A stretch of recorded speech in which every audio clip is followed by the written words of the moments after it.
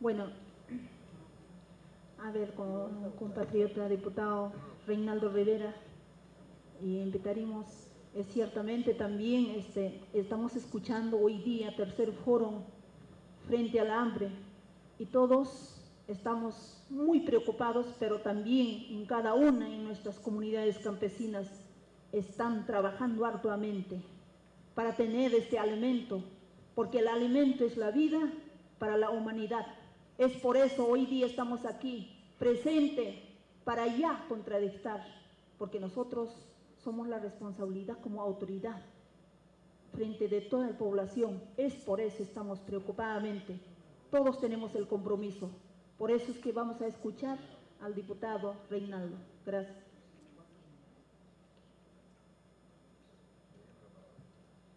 También la señora Eduarda López, que está presente. Gracias, buenas tardes. Espero no ser extenso, pero hacíamos un compromiso por la mañana con los parlamentarios de Guatemala de entregarles un buen producto. Esperamos meses para venir a los foros del Frente Parlamentario en contra del hambre, por eso les pido su paciencia. Me acompaña la compañera Dinora López Velázquez del FIAN, es una ONG, ella va a explicar qué es el FIAN, y considero de vital importancia la participación de las ONGs, instituciones académicas y sociales en este reto del derecho a la alimentación. Es una labor titánica, incomprendida, que tiene que ver con la sociedad civil, como se decía por la mañana. Yo agradezco al diputado José Cardoso, a la diputada Claudia Coar y a Ricardo Rapalo de la FAO la oportunidad de compartir esta mesa. En primer orden, por antecedentes en el derecho a la alimentación en México, yo le pediría a mi compañera Dinora López Velázquez del FIAN que nos dé el antecedente desde las ONGs en el trabajo que hemos hecho en México. Muchas gracias. Primero que nada, agradecerles a todos la oportunidad de poder hablar con ustedes. Me parece muy importante que podamos expresar lo que ha sido para la sociedad civil llegar aquí, lo que ha sido para los mexicanos un proceso de resistencia que viene del periodo de transición de un México que tenía un estado de bienestar perfectamente institucionalizado, donde la política alimentaria se definía desde el Estado, a el inicio del libre comercio y todo ese proceso que significó. Es un proceso de 20 años. Precisamente hoy, comentando con otra persona, caí en cuenta que en estos días, hace 20 años, estábamos haciendo la propuesta legislativa del derecho a la alimentación. ¿Qué tenía de importante esa propuesta? Era parte de un proceso de organizaciones que en esta defensa definieron que había que exigirle al Estado esos derechos que se estaban perdiendo y que no había de dónde, no había una norma de dónde poderlos respaldar. Entonces se decidió legislar el derecho a la alimentación. Pues sí, es una decisión muy interesante. En el marco de los 500 años se entregó el primer documento de los 500 años de la conquista de América, del descubrimiento de América. Se entregó el primer documento y descubrimos que sin actores estratégicos, que el proceso permitiría sumar a muchos.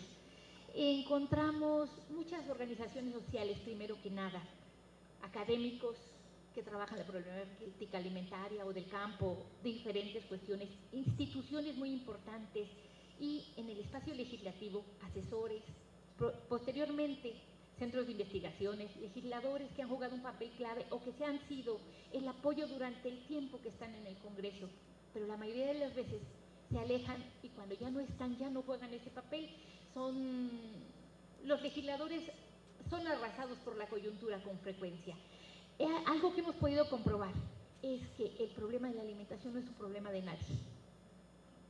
Es un problema que suma a veces personas valiosas que entienden las demandas más sentidas de la población, hasta llegar al Frente Parlamentario contra el Hambre, que viene a ser en todo este proceso en la primera instancia más cercana que tenemos donde retoman el tema del derecho humano a la alimentación. En este proyecto en este proceso comprobamos el alejamiento de la mayoría de legisladores de esas demandas de la sociedad. Por la primera parte, miren, nuestro Congreso, cuando empezamos hace 20 años, nosotros llegábamos al Congreso y entrábamos porque decíamos que íbamos a ver a tal persona. Después nos exigieron identificaciones, tarjetas, no sé qué. Actualmente, para entrar al Congreso tienes que lograr que alguna persona salga y firme porque tú entras. Hay 3 rejas, una de ellas de barrotes de 25 centímetros. O sea, conforme se impuso un modelo, impuso un divorcio de los legisladores con la sociedad civil. Me parece que es importante mencionarlo eso para que cada quien desde su país vea si el modelo ha parecido o no y qué debilidades genera, porque evidentemente los legisladores, al estar tan lejos, aunque vengan de luchas sociales, llega el momento, ¿se imaginan qué alejados van quedando de su población que los eligió? Bueno, en el caso del sistema alimentario, pasamos del sistema alimentario a un sistema que tiene una debilidad institucional tan grande que las decisiones más importantes a la hora de las emergencias alimentarias más importantes y recientes, que pueden ser el alza de precios con la crisis del 2008 o la sequía del norte del país, que ha habido noticias de muerte de población tarahumara, diferentes cuestiones que debieran de mover realmente. Lo más reciente sería el alza del precio después de la gripe aviar. ¿Y saben cuál espacio legislativo ha generado así una respuesta real, contundente? No existe. Hay una ausencia realmente. Esos temas los define el Ejecutivo. Y, por desgracia, sus definiciones han sido reducir aranceles e importar. Nunca se atiende temas del derecho humano a la alimentación que fueran a atender las causas profundas de esos problemas. Reconocer que hablamos de sujetos que están pasando hambre. Y, sobre todo, las medidas no son sustentables y atentan contra la propia viabilidad del Estado, por lo tanto, sí requieren una responsabilidad más fuerte de los legisladores, ¿verdad?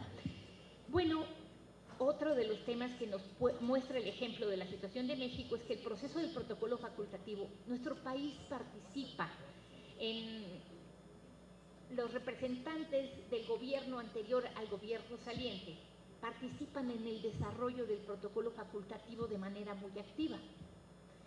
Durante el gobierno pasado, cada año hicimos presión de diferentes formas, de tal manera que el gobierno nos ha hecho unas bonitas cartas donde nos dice que están analizando la viabilidad de firmar el protocolo facultativo. Y nosotros nos preguntamos, ¿qué es lo que analizan? ¿El costo de reconocer derechos contra el lucro, contra el hambre? ¿Contra el uso político del hambre? Es muy duro, es algo muy fuerte. Y que además sea una actitud prácticamente del Ejecutivo.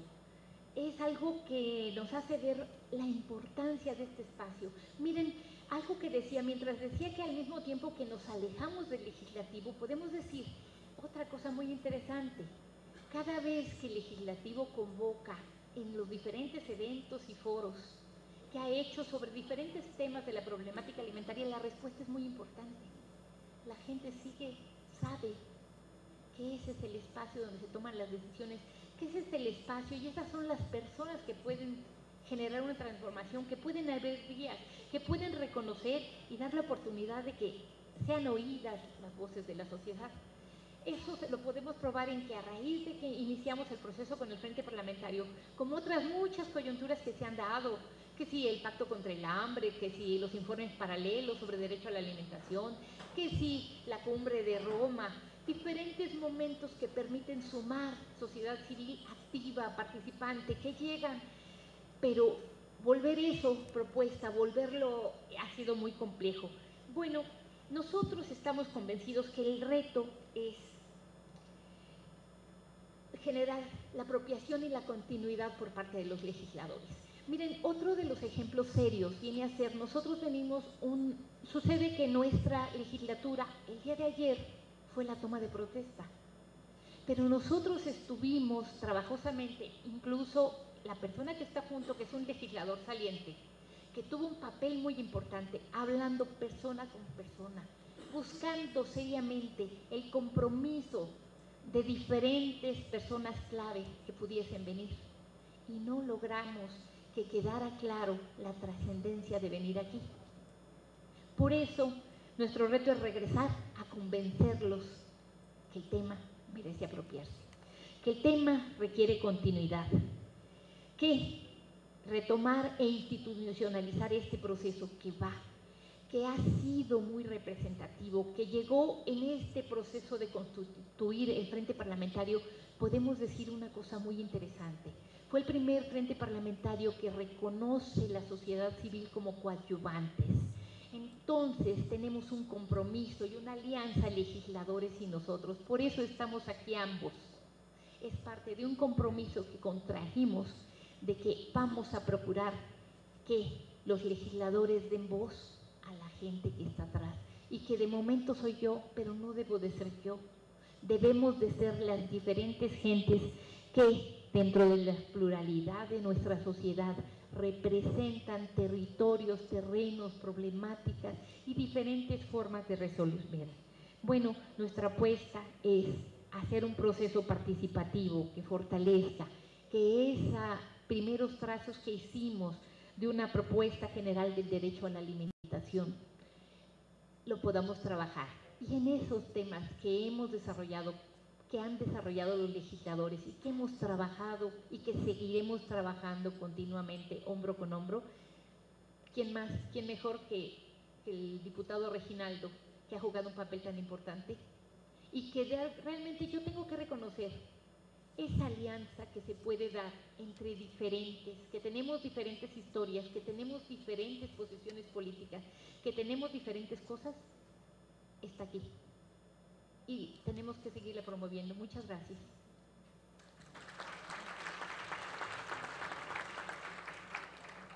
Muchas gracias, Dinora. Hoy, como mexicano, y ya más adelante desde las ONGs, me llevo una experiencia de este tercer foro. Jamás habíamos pensado que teníamos que ir a hablar con las iglesias católicas y todas las iglesias de los países latinoamericanos. Ese es una aportación importantísima que nos llevamos la delegación de México. El día 24 de agosto del 2011 se presenta en la Cámara de Diputados de México un seminario que fue pauta para el trabajo que hemos venido realizando en el Frente Parlamentario en contra del hambre. El seminario se denominó La transformación del sistema alimentario mexicano para garantizar el derecho a la alimentación, donde por primera vez se hace la propuesta de crear el Frente Parlamentario en contra del hambre. Ahí participaron senadores, diputados, participó la FAO.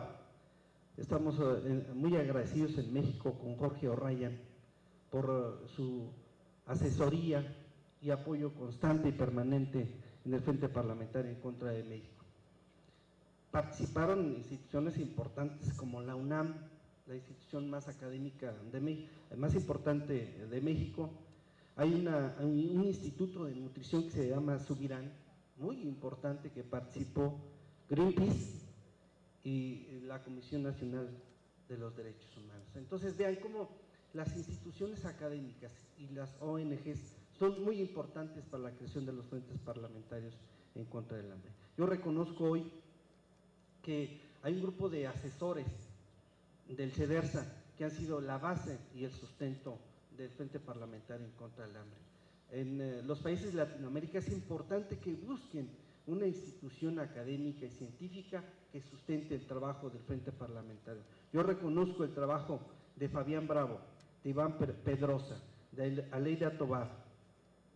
Todos ellos, junto con Dinora y otras gentes, son el sustento del Frente Parlamentario en contra del hambre.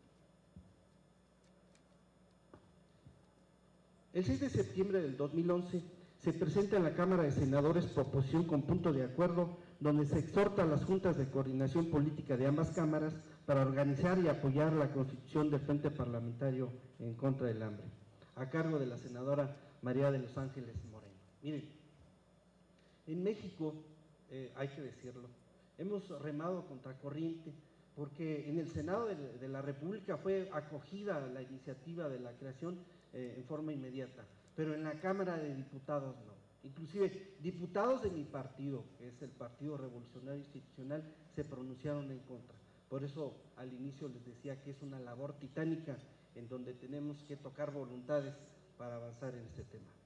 El 7 de diciembre del 2011 se constituye el Frente Parlamentario en contra del Hambre. Ahí, en México, participan senadoras, diputados, representantes de organizaciones sociales del campo y de la ciudad, académicos y técnicos responsables del Centro de Desarrollo Rural Sustentable y Soberanía Alimentaria de la Cámara de Diputados, que es nuestro secretariado técnico. Inclusive, la Oficina Regional de la FAO ya hizo mención en sus medios de comunicación de lo que estamos haciendo en México, y para nosotros es muy importante, en donde se publica la creación del Frente Parlamentario en contra del Hambre, y eso da algo de lo que hablaban aquí en la mañana: publicidad.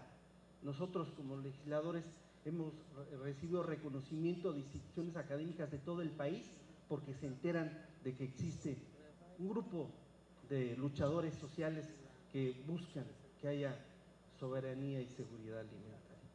El 25 de enero del 2012 se presentó algo inédito en México. Presentamos una queja ante la Comisión Nacional de los Derechos Humanos en contra del presidente de la República, porque desde nuestra óptica de más de 100 legisladores, el actual presidente, que se va en el mes de diciembre, violó el derecho a la alimentación. Las contingencias climáticas que abaten a todo el continente, a todo el mundo, afectaron gravemente a la población en México. No tan solo se está desertificando el planeta, se está inundando, hay heladas y una serie de problemas que llegaron para quedarse. Los mexicanos y los latinoamericanos debemos estar conscientes que vamos a convivir ya con esos problemas y debemos de hacer algo. Por eso, más de 100 legisladores le llamamos la atención al presidente de la República. La queja está vigente, está por emitirse la resolución final, y esa es una acción del Frente Parlamentario en contra del Hambre. El 25 de febrero del 2012, para la experiencia de otros frentes parlamentarios, nosotros les mencionamos cómo nos organizamos. Hay grupos de trabajo, son 4 grupos de trabajo: uno que se denomina de legislación, otro de articulación y comunicación, el tercero de seguimiento de políticas públicas agroalimentaria y nutricional, y el cuarto, para nosotros muy importante, el Observatorio de Seguridad y Soberanía Alimentaria, Nutricional y Cambio Climático.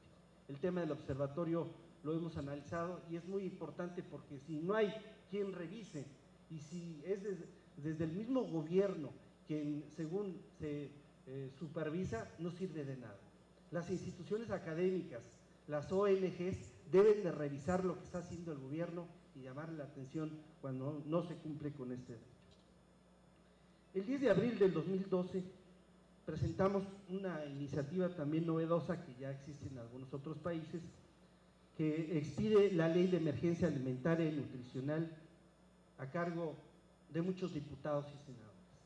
Miren, escuchábamos lo que dice Cardoso en cuanto a la ley marco. Yo creo que eso es primordial, pero dado el tiempo que tenía la legislatura donde nosotros estamos terminando, no nos daba ya oportunidad de hacer una ley marco. Ahorita vamos a ver qué avances tenemos en la ley marco, pero sí elaboramos una ley de emergencia alimentaria que ponemos a su disposición en algunas publicaciones que traemos el día de hoy. Esta es una aportación que hace México a los países de Latinoamérica. El 8 de mayo del 2012 presentamos los avances de trabajo para la construcción de la ley marco en el derecho a la alimentación. Esta información también está a su disposición y yo les puedo referir rápidamente que tiene las siguientes materias: derechos humanos y acuerdos internacionales, derechos indígenas y no discriminación, educación, derecho a la alimentación, organización social, planeación democrática, territorio y recursos naturales, intervención del Estado para impedir monopolios y asuntos laborales y salarios. Esa es la estructura que vamos a dejar como legado a la 62 legislatura de México y el avance que tuvimos, sobre todo las instituciones académicas y las ONGs que hicieron estos aportes para México en materia del derecho a la alimentación.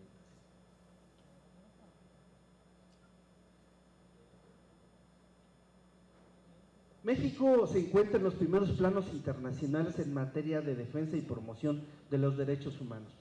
Con la reforma constitucional que se hizo en la 61 legislatura del Congreso de la Unión, porque ahora el artículo primero constitucional establece que todas las personas gozarán de los derechos humanos. Esta es una reforma paralela que hicimos en materia del derecho a la alimentación y es muy importante.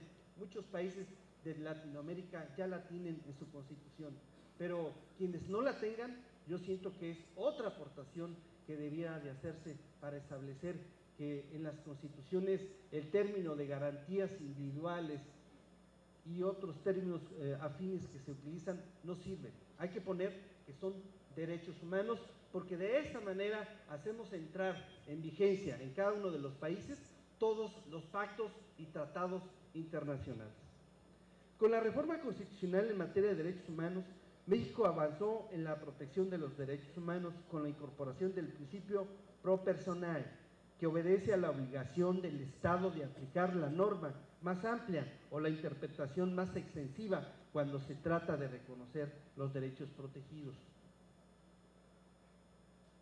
Este nuevo orden reclama una plena concordancia entre las disposiciones de la Constitución y los tratados internacionales, como ya decía. Con las reformas constitucionales que llevó a cabo la 61ª legislatura en materia de derechos humanos y el derecho a la alimentación, tienen una íntima relación, porque al reconocerse este último como un derecho humano de los mexicanos, les son aplicables todos los principios contenidos en la reforma constitucional. La ONU desde 1948, como ustedes lo saben, reconoció el derecho a la alimentación.